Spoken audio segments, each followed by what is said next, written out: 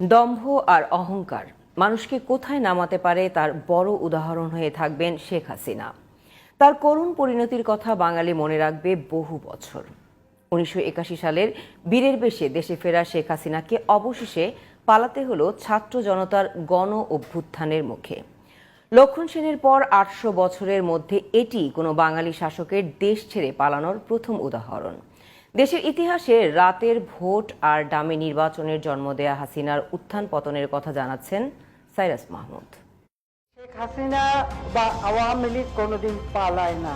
মাত্র ৪ দিনের মাথায় এই দম্ভ গিলে ফেলে সোমবার দেশ ছেড়ে পালিয়ে যান শেখ হাসিনা। শেষ সময়ে অতিরিক্ত বল প্রয়োগ আর দেশ জুড়ে অগণিত মানুষকে হত্যা করেও ক্ষমতা টিকিয়ে রাখতে পারেনি এই ফ্যাসিস্ট। ১৯৭৫ সালের ১৫ আগস্ট হত্যাকাণ্ডের পর বোন শেখ রেহানাকে নিয়ে কয়েক বছর বিদেশে ছিলেন শেখ হাসিনা।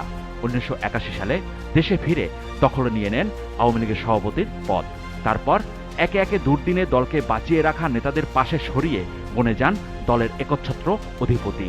১৯৮৮ সালে ৩ দলের ঘোষণার সঙ্গে বেইমানি করে রাতের আধারে আরেক স্বৈরাচার এরশাদের অধীনে নির্বাচনে অংশ নেয় তার দল। এরপর থেকে তাকে জাতীয় বেইমান আখ্যা দেয় এদেশের সাধারণ মানুষ। ১৯৯১ সালের নির্বাচনের আগে বিএনপি ১০টি আসনও পাবে না এমন দম্ভোক্তির কারণে হেরে যায় তার দল। সংসদে তার দল আওয়ামী লীগের জায়গা হয়, বসেন বিরোধী দলের আসনে। এরপর ১৯৯৬ সালে জামায়াতের সঙ্গে যুগপৎ আন্দোলনের মাধ্যমে ২১ বছর পর ক্ষমতায় আরোহণ করে আওয়ামী লীগ।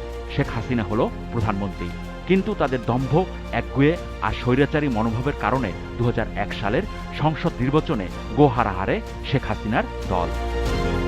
২০০৮ সালে সেনা সমর্থিত তত্ত্বাবধায়ক সরকারের অধীনে নির্বাচনে জয়ী হয়ে আবারও ক্ষমতায় যায় আওয়ামী লীগ, কিন্তু তাদের দুঃশাসনে দেশ জুড়ে অসন্তোষ দেখা দেয় এ সময়। ফলে ভিন্ন ফন্দি আটে শেখ হাসিনা।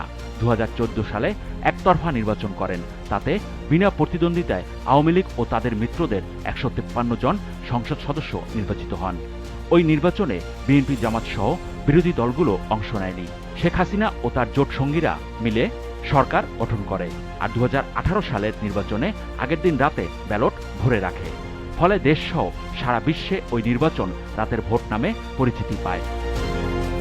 সর্বশেষ ২০২৪ সালের ৭ জানুয়ারি নির্বাচনেও অন্য দলের অংশগ্রহণের পরিবেশ সৃষ্টি করতে পারেনি তারা, বরং বলা যায় অন্য দলগুলো যাতে নির্বাচনে আসতে না পারে তেমন একটা পরিবেশ তারা সৃষ্টি করে। এই নির্বাচনে প্রতিটি আসনে দলের একাধিক প্রার্থী দাঁড় করিয়ে প্রতিযোগিতামূলক নির্বাচন দেখানোর চেষ্টা করে শেখ হাসিনার দল, কিন্তু এটি ডামি নির্বাচনের তকমা পায় সর্বমহলে।